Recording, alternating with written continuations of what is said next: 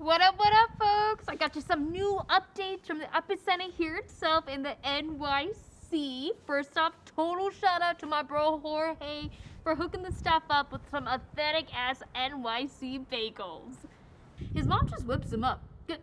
That is what you do with a bagel. You whip it, right? No, sorry, the wrong day. Anyways, for those of you new to my channel, I am Dr. Alana. Check out my real credentials with hashtag Verify Healthcare and know that I am an actual ICU physician, like with a degree from a real school. Shocking on the internet, I know. Anyways, I am here to answer your healthcare questions and give your daily update as per usual.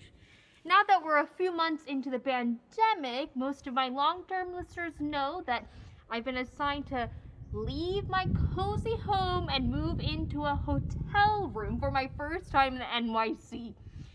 Normally, I'd plan to have my butt planted in a Broadway seat, chowing down on a streetcar hot dog. Well, I guess I could still get the pandemic hot dog, but there is a pandemic out there, so... Anyways, I picked up something new today at work, and it was not COVID. It was a dance for TikTok. Okay.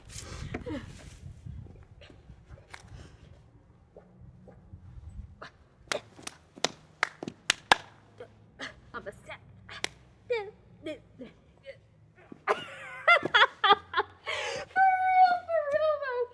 Oh God, coming home to that sweet 7 p.m. clap on the street.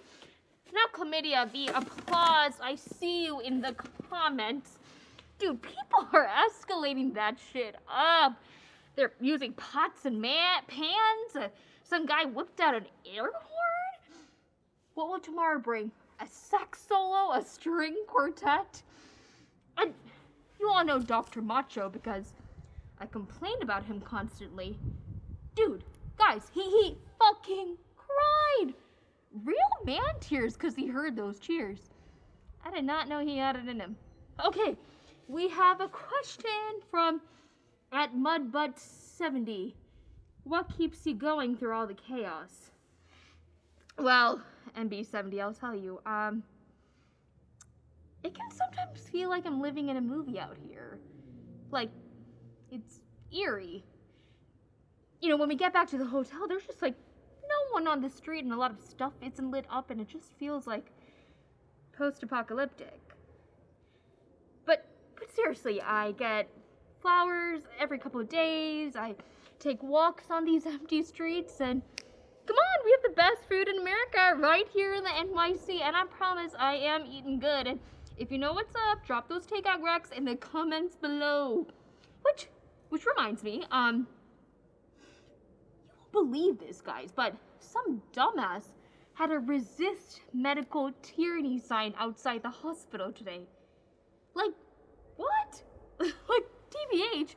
I didn't actually read the sign, so I thought it said something about a Tyrannosaurus Rex, which we all know is my favorite dino, but for real, sick people could see him outside the hospital windows and everything. Shameless, man. And I know what else made my day today. We got a huge shipment of homemade masks today. Like, I was a little dubious at first, like, who made these, and did they wash their hands before touching the fabric, but I loved them. They were gorgeous. We wore them. Thank you so much to Carla Johnson from Sioux City, North Dakota. Lady, we were reusing that PPE till it was nasty. Who's really the hero here? And not to mention, huge shout out to the janitorial staff, restaurateurs, waste collectors, food harvesters, grocery store workers. You are the real MVPs. You're picking up the trash, you're cleaning the roads, you're just keeping the city running.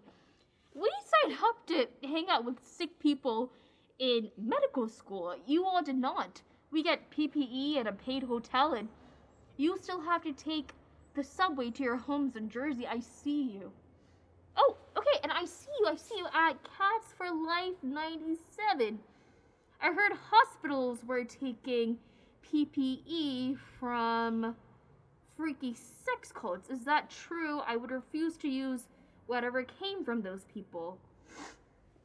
Well, cat hoarder, that's 80% comment, 20% question, but I will take it.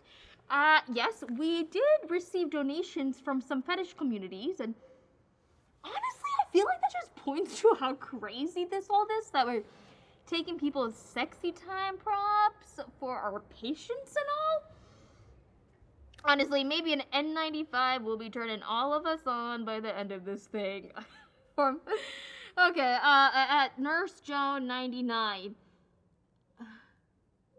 Oh, hey, a fellow healthcare worker. What up? Okay.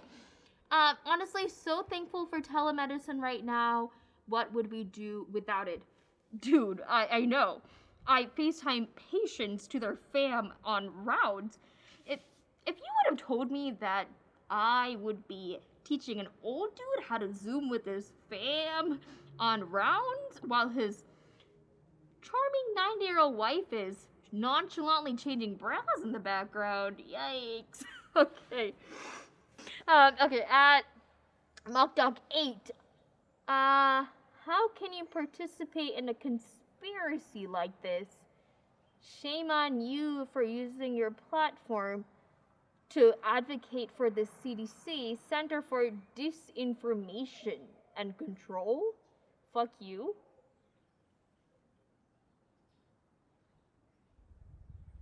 Great. Well, Mock Doc?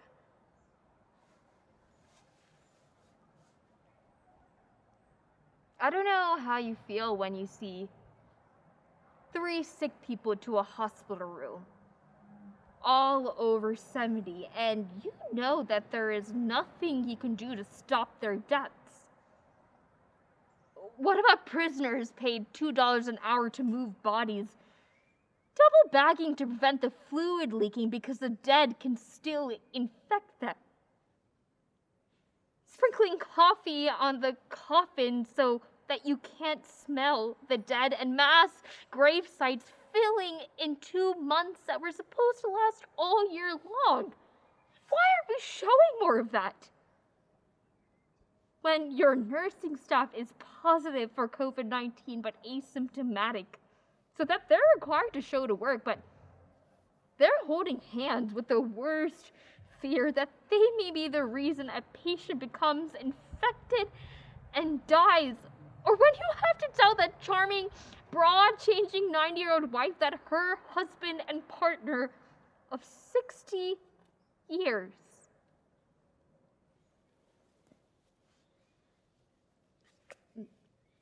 unfortunately passed several hours ago. No one could be in the room at the time. We had other emergencies. We are sure he was as comfortable as he could be.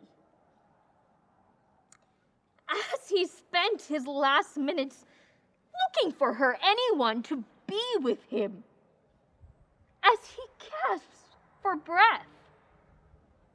How about how there's just no time to process stress, and that how we can't even see our own children because we're afraid that we might infect them, that we're scared our toddler might not recognize us when we get home, and how he keeps calling for mom because he doesn't understand what a fucking video call is.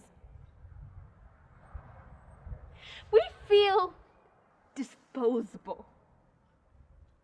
Just like the PPE they tell us to reuse and reuse and reuse and throw away.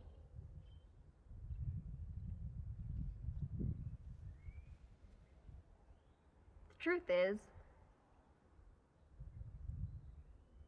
I'm not a hero. And I hate being called one. I didn't agree to this in med school. Heroes, they have a choice. They choose their task. I didn't choose this. And I can't even tell you if this goes on for 6 months, be out of energy.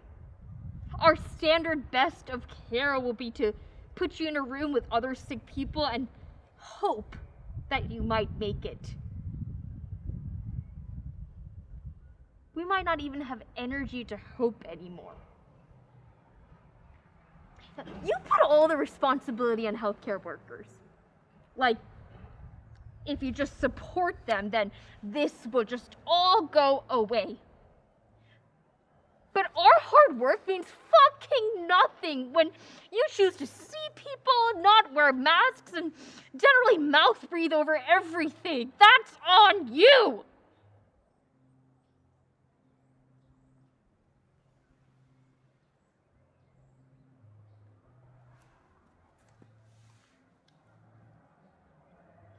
And freaking maskne, it's real.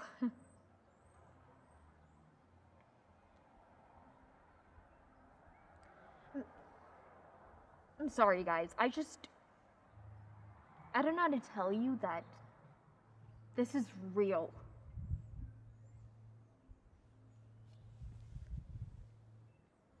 Okay.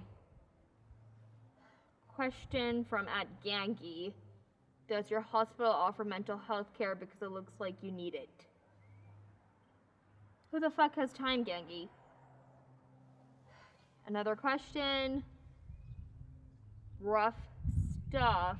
Anyways, can you do that TikTok dance again?